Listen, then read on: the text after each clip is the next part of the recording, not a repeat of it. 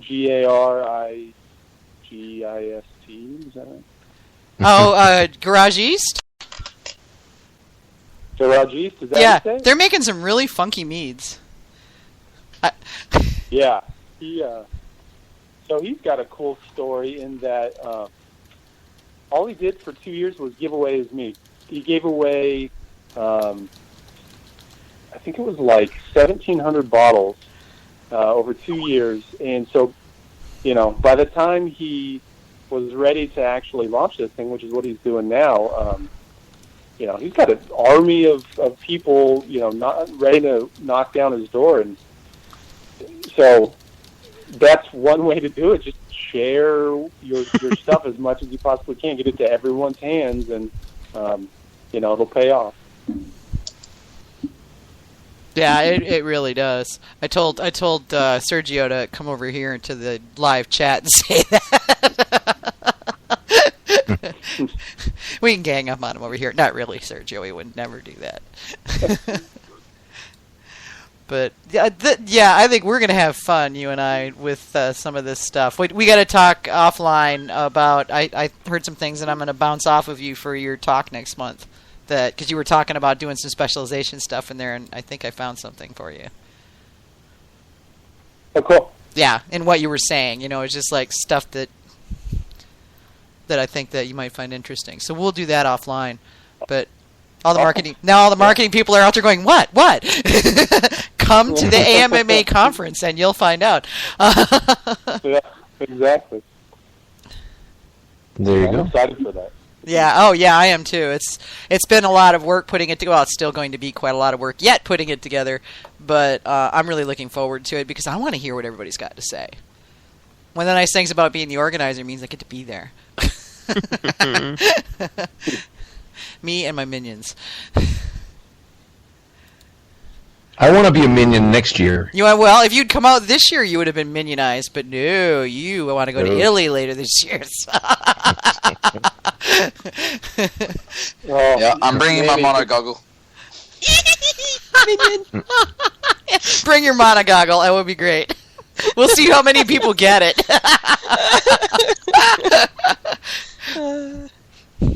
Except my bad example hat is the wrong color. What was that, Billy? If you're going to Italy, grab some chestnut honey and oh god, that's good. Bring that back and see what you think. It's the most unique honey I've ever had in my life. It's crazy. Well, there you go, really Manny. You have a mission. You're going to abandon us at the Mazer Cup and go to Italy, then you better bring back some honey. I'm just saying. I'm already getting a shipping crate ready. Yeah, good. Yeah, I've never tasted chestnut honey, though I've heard it's really, really good. Well, yeah, we'll soon find out. Brought some back from our. We just had a trip over there a couple of years ago, and just enough to make 1 gallon, and you can only get it in Italy that I know of, and really unique. Kind of hard to explain. I think I've seen John talking and explain it as like a leather boot with some caramel and nutty flavors, which is a perfect description. Yeah, I love that caramel and nutty. Yeah, oh my god. It'd be like a Snickers bar, but honey.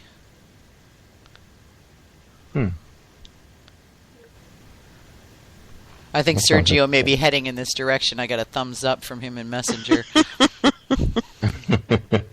I poked him up, called him Jersey Boy. One of these days. Sergio's just joined the live chat. Has he? Okay, cool. I didn't see. Oh, there he is. Hey, Sergio. There he is. So yeah, it's an interesting line to have to walk between, creating the perfect mead and tweaking until you get it there, and saying at some point I have to bottle this. He says, "Be nice, be." All in capital letters yet. That's funny. Yeah. Be nice. Yeah. Yeah, and if you if you get it, if you just focus on when you're making, if you're starting out, or even if you're not starting out, you're just trying to perfect what you're doing. If you focus on the tweaks during fermentation, and don't worry about getting a perfect, great drinkable mead with crazy ingredients, but just keep making traditional batches until you can get that fermentation process down. It'll pay off. And there are ways I've found if you end up with like some rocket fuel, which I know all of us have. Yeah. You haven't made enough meat if you haven't had rocket fuel at least once. Yeah. There are actually, I've turned a rocket fuel into a best to show Chipotle mead at the Pacific Brewers Cup that Pete actually judged the best to show, and the base mead was pretty rough, but pepper you can mask a lot of alcohol. Eat with smoky pepper, and you back sweeten it a little bit, and you keep tweaking it, and that So there's a lot of things you can do with a bad mead to make it drinkable if you end up with something pretty awful. Yeah, well, and I think that's a good point, Billy, because a lot of people think that a show mead has to be done in one go. Like, get to go, and when it's done, if it's bad, oh well. But really that's not the case, because you can turn around a mead that looks like it's gone sideways. It just takes patience and time. Yeah. Not all meads, obviously, but, in a lot of cases you can recover from a temperature spike or, yeast falling short or, too much alcohol.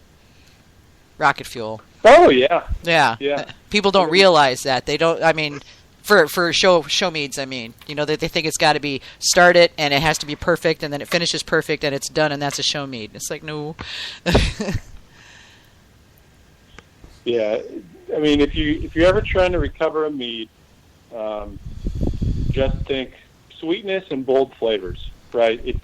Sweetness will almost always help as long as it's balanced. Mm-hmm. And, so you add sweetness if you need to, then just make sure if you need to add acid as well to balance it. But then bold flavors, chilies, coffee, things that are going to help mask some of that stuff, and then give it a try next time, and try again with a different process. But yeah, there's plenty of ways to recover a mead.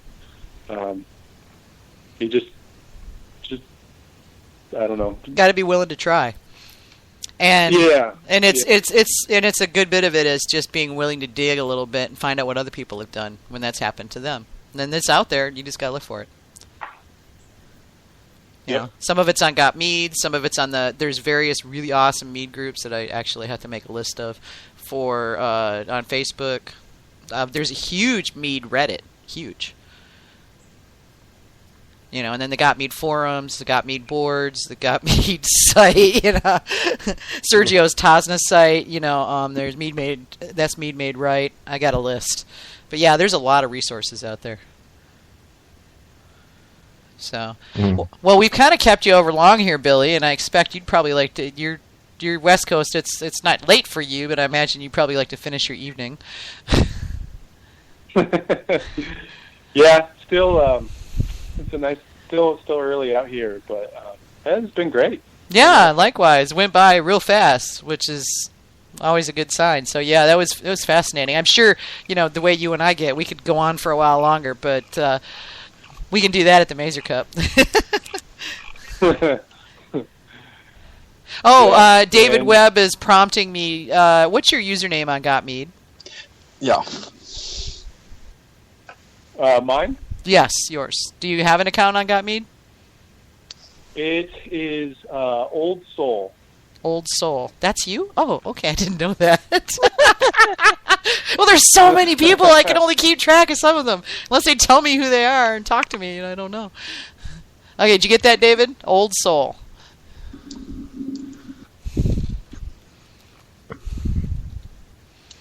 So, all right. Well, we will let you go complete your evening, and I will see you in a month. And you'll be hearing from me multiple times, in my role as speaker to speakers, to let you guys know what's going on. I've been talking to a couple other speakers.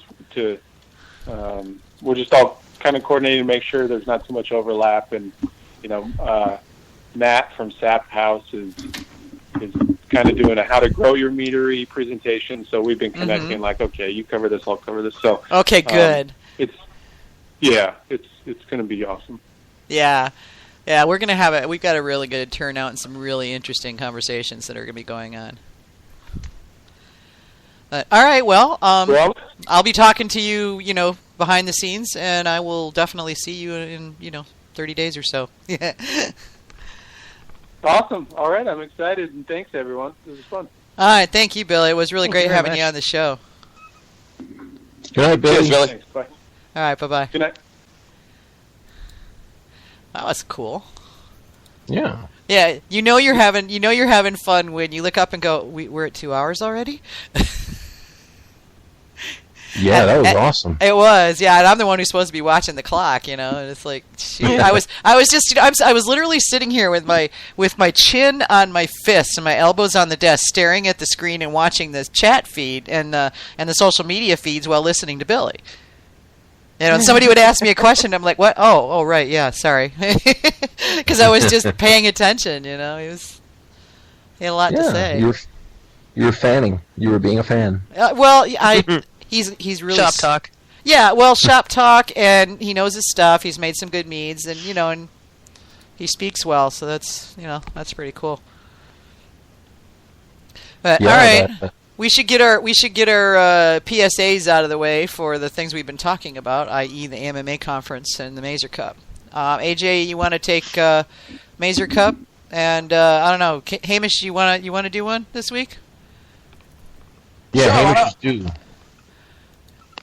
All right, I'll do the AMMA now. Okay, you do the first one, and then Hamish can do the Mazer Cup one. All right. The American Mead Makers Association is putting on their first ever mead conference, followed by a networking meetup. It is on March 8th at the Omni Interlochen in Broomfield, Colorado, just before the Mazer Cup. Tickets are selling out fast. Get yours now. Learn more at mead-makers.org or at facebook.com/groups/American Mead Makers Association. Great. Okay. Haim, did you want to do one? Yeah, which one were we doing? Do the one for the Mazer Cup, the last one. Number 3. All right. Number 3, yeah. Never mind, we only had 2. Are you looking for a meeting good time? Then look no further than the Mazer Cup International Mead Competition and Tasting Event. The Mazer Cup runs from March 9 to March 11 and includes the biggest mead tasting in the United States, nay, the world. The Mead Mixer on Friday, March 10, at the Omni Interlochen Hotel in Broomfield, Colorado. Go to mazercup.org to get the details and your tickets. Thanks, Hamish. Sorry. I didn't... Stop. Oh, God. AJ and I both had to mute because we were giggling. I love it when he gets his Aussie broadcaster voice going. It's fun. Totally. Yeah, it's totally fun. Makes me want to tune into the Australian news to see if they actually really talk like that.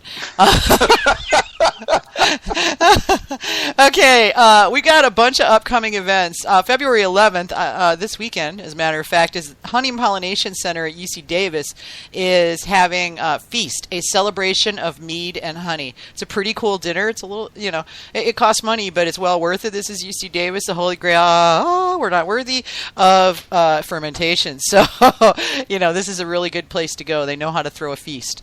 And all of these links are on the show page for this episode, so you can go there and click on them if you want to learn more. St. Ambrose Cellars in Beulah, Michigan is having live music every Friday night, and they have an event called Thirsty Thursday where you get 35% off refills, and they also have open mic nights on Thursdays. Golden Coast Mead, which is in San Diego,